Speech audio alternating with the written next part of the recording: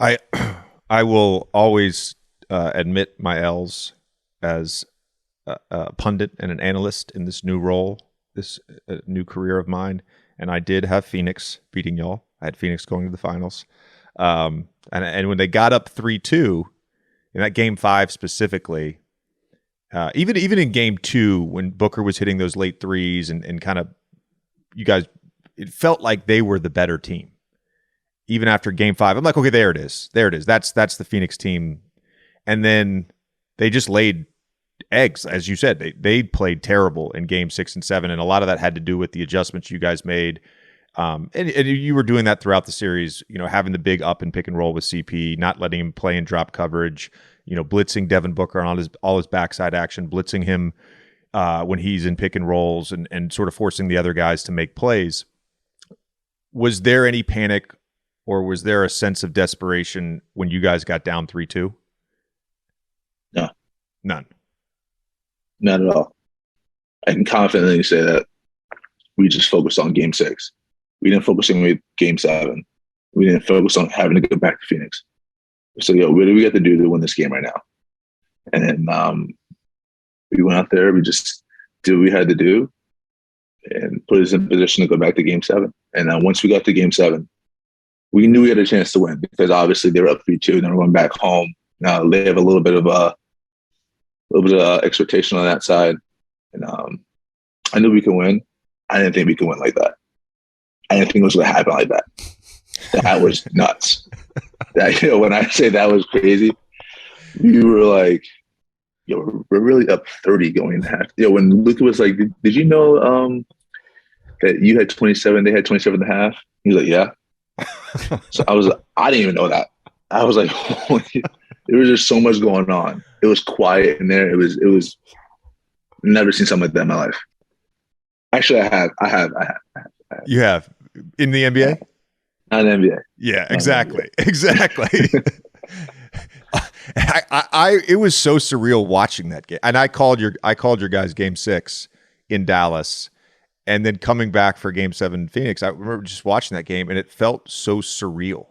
Like, cause I don't remember a 1 seed at home being that bad.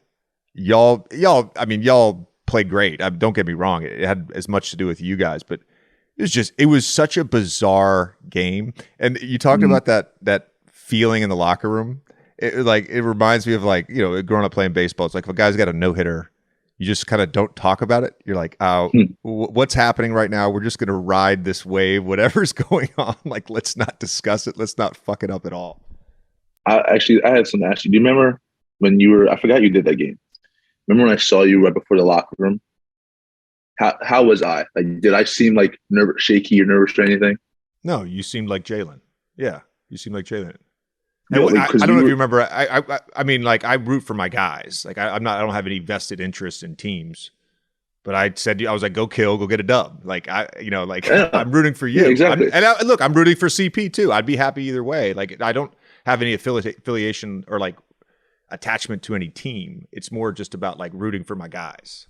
Oh, yeah, 100%. The only reason why I brought that up is because like I was kind of just trying to tell you, like, before an elimination game, like I'm running back to the locker room. And I'm like I'm just saying that because I showed you that's how confident we were. Like, we weren't like yo, we gotta win this game. We gotta win this game. Like, we were just like loose, like calm, like, yo, we're fine, we're good. And then that was kind of the whole mood of all of us. Like, we were like, we're good, like, we're good. It wasn't like a uptight, like bald fist, like kind of like shaking. Like, no, we were just calm, ready to go out there and play. And it kind of just showed that we were just ready to go. Do you feel like I guess pre-Utah, like pre-playoffs, do you feel like you guys were slept on? And by you guys, I mean sort of like everybody but Luka. Like they didn't sort of understand what you actually could do. Oh yeah, definitely. We definitely thought that we were slept on. And honestly, most of the guys in that locker room, I don't think we would want it any other way. Like, all those guys were just hungry. All those guys were just like, we loved proving people wrong. Like, no one thought that we could do certain things, and we were just like, all right, so let's go prove them wrong again. And that was just how we were the entire season.